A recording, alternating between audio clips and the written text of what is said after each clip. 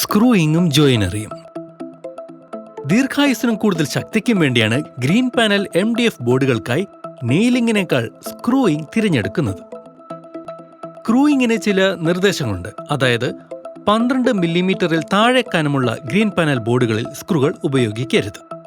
Pilot ദ്വാരത്തിന്റെ കനം സ്ക്രൂവിന്റെ കനത്തേക്കാൾ ഒരു അളവ് കുറവും ആഴം 2-3 മില്ലിമീറ്റർ കൂടുതലായി സൂക്ഷിക്കുക. സ്ക്രൂ ഇൻസ്റ്റാൾ ചെയ്യുമ്പോൾ കാർഡ് പേപ്പർ ഹെഡ് ഉപരിതലത്തിൽ സ്ക്രൂ ദൃശ്യമാകാൻ പാടില്ലെന്ന് ഓർമ്മിക്കുക. ഇതിനായി ഉപരിതലത്തിൽ സ്ക്രൂ ഹെഡിന്റെ കനം തുല്യമായ ഒരു കൗണ്ടർ ഷങ്ക് ദ്വാരം ഉണ്ടാക്കുക. സ്ക്രൂ അമിതമായി മുറിക്കരുത്. ദ്വാരത്തിന്റെ വലിപ്പം കൃത്യമായി സൂക്ഷിക്കുക. അങ്ങനെ സ്ക്രൂ അയവില്ല. ഉപരിതല ഫിനിഷിംഗിനായി മൂലയിൽ നിന്ന് കുറഞ്ഞത് 37 മില്ലിമീറ്റർ അകലെ സ്ക്രൂകൾ ഇൻസ്റ്റാൾ ചെയ്യണം. സമാന്തര ശംഖ് ഉപയോഗിച്ച് പൂർണ്ണ സ്ക്രൂകൾ ഉപയോഗിക്കുക. ഒരു സ്ക്രൂവിന്റെ പിടി അതിന്റെ വീതിയേക്കാൾ നീളം കാരണം ശക്തമാണെന്നത് ഓർമ്മയിൽ വെക്കുക. സ്ക്രൂകൾ നീക്കം ചെയ്ത് വീണ്ടും ഇൻസ്റ്റാൾ ചെയ്യേണ്ടതുണ്ടെങ്കിൽ എല്ലായ്പ്പോഴും പ്ലാസ്റ്റിക് സ്ലീവ് അല്ലെങ്കിൽ മെറ്റൽ ഇൻസേർട്ടുകൾ ഉപയോഗിക്കുക. ഈ സ്ലീവ് അല്ലെങ്കിൽ ഇൻസേർട്ടുകൾ അവയുടെ നീളവും വീതിയും അനുസരിച്ച് പശ ഉപയോഗിച്ച് ദ്വാരങ്ങളിൽ സ്ഥാപിക്കണം. ഗ്രീൻ പാനൽ MDF ബോർഡ് എല്ലാത്തരം ഫിറ്റിങ്ങുകളും ഇൻസ്റ്റാൾ ചെയ്യാൻ അനുയോജ്യമാണ്. ഇത് എല്ലാ ജോയിനിങ് ഫർണിച്ചറുകളുമായും നന്നായി യോജിപ്പിക്കാൻ സാധിക്കുന്നതാണ്.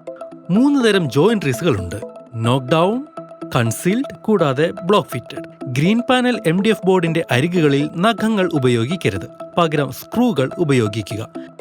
നഖങ്ങൾ എപ്പോഴും ജോയിന്റിംഗ്, ഫാബ്രിക് ഗ്ലൂയിങ്, ഡെക്കറേറ്റീവ് ട്രിം എന്നിവയ്ക്കായി മാത്രം ഉപയോഗിക്കുക. സ്ക്രൂ ഇൻസ്റ്റാളേഷനായി ചില പ്രത്യേക നിർദ്ദേശങ്ങളുണ്ട്. അതായത് ഏത് സാഹചര്യത്തിലും സ്ക്രൂവിന്റെ ശംഖ് വ്യാസം 1.4 മില്ലിമീറ്ററിൽ കുറവായിരിക്കരുത്. സ്ക്രൂകൾ ഇൻസ്റ്റാൾ ചെയ്യുമ്പോൾ 4 കോണുകളിൽ നിന്ന് കുറഞ്ഞത് 25 മില്ലിമീറ്റർ അകലം പാലിക്കുക. സ്ക്രൂകൾ തമ്മിലുള്ള പരസ്പര അകലം കുറഞ്ഞത് 150 മില്ലിമീറ്റർ ആയിരിക്കണം. എല്ലായ്പ്പോഴും ഉപരിതലത്തിലേക്ക് സ്ക്രൂകൾ നേരിട്ട് ഓടിക്കുക. ഒരു ഫുൾ ത്രെഡ് സ്ക്രൂ ഉപയോഗിക്കുക. സ്ക്രൂവിന്റെ നീളത്തിന് 1/4 ഭാഗമെങ്കിലും ആഴം ഉപയോഗിക്കുക. ഗ്രീൻ പാനൽ MDF ബോർഡുകളിലേക്ക് മോൾഡിംഗ് ഘടിപ്പിക്കാൻ പവർ നെയിലുകൾ ഉപയോഗിക്കുന്നു. നേർത്ത സൂചികൾ പോലെ ചെറിയ തലകളുള്ള നെയിലുകൾ അനുയോജ്യമാണ്. പ്ലൈയുമായി താരതമ്യപ്പെടുത്തുമ്പോൾ ഗ്രീൻ പാനൽ MDF ബോർഡിന്റെ അരികുകൾ മൂർച്ചയുള്ളതും വൃത്തിയുള്ളതുമാണ്. മെഷീനിങ് ചെയ്യുന്നതിനും ഫിനിഷിങ്ങിനും മുമ്പ് ഇതിന് കുറച്ച് ഗ്രൈൻഡിങ്ങും സാൻഡിങ്ങും ആവശ്യമാണ്. ബോർഡിന്റെ എഡ്ജിംഗ് ഉപരിതലം മാച്ച് ചെയ്യുകയും എല്ലാ നീണ്ടു നിൽക്കുന്ന അരികുകളും മിനുസപ്പെടുത്തുകയും ചെയ്യേണ്ടത് വളരെ ആവശ്യമാണ്. എഡ്ജ് സീലിംഗിനായി കട്ടിയുള്ള ഒരു കോട്ട് സീലന്റ് പ്രയോഗിക്കുക. അങ്ങനെ ബോർഡ് എളുപ്പം ഈർപ്പം പിടിക്കില്ല. കോട്ടിനായി നമുക്ക് ഇത്തരത്തിലുള്ള ഏതെങ്കിലും സീലന്റുകൾ ഉപയോഗിക്കാം. Synthetic wood primer, synthetic enamel paint അല്ലെങ്കിൽ varnish, epoxy resin, polyurethane resin, nitrocellulose lacquer എന്നിവ മൂലകളെ മനോഹരമാക്കുകയും ഈർപ്പം പിടിപ്പിക്കാതിരിക്കുകയും ചെയ്യും. ഗ്രീൻ പാനൽ MDF ബോർഡിന്റെ അരികുകൾ എഡ്ജ് ബെൻഡിംഗ് വഴിയും പൊതിഞ്ഞ് സംരക്ഷിക്കാം.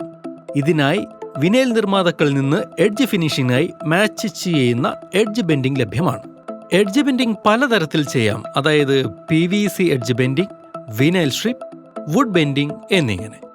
ചെറിയ ജോലികൾക്ക് കോൺടാക്ട് പശ കൈകൊണ്ട് പ്രയോഗിക്കാവുന്നതാണ്. എന്നാൽ കൂടുതൽ ജോലിയുണ്ടെങ്കിൽ എഡ്ജ് ബെൻഡിംഗ് മെഷീനും ഹോട്ട് മെൽറ്റ് പശയും ഉപയോഗിക്കേണ്ടതായി വരും. നിങ്ങൾ സ്വയം എഡ്ജ് ബെൻഡിംഗ് നടത്തുകയാണെങ്കിൽ പരുക്കനായതോ മൂർച്ചയുള്ളതായവ ഒഴിവാക്കണമെന്ന് ഓർക്കുക. ഉപരിതലം പൂർത്തിയായതിനു ശേഷമാണ് മിക്ക എഡ്ജ് ബെൻഡിംഗ് അല്ലെങ്കിൽ ലിപ്പിംഗ് ചെയ്യുന്നത്. എന്നാൽ ആവശ്യമാണെങ്കിൽ ലിപ്പിംഗ് മുമ്പ് ചെയ്യാം. ഈ സാഹചര്യത്തിൽ ആദ്യം പശ ശരിയായി ഉണങ്ങാൻ അനുവദിക്കുക. അല്ലാത്തപക്ഷം ഉപരിതല ഫിനിഷിംഗിന് ശേഷം ജോയിന്റ് ലൈനുകൾ ദൃശ്യമാകാനുള്ള സാധ്യതയുണ്ട്.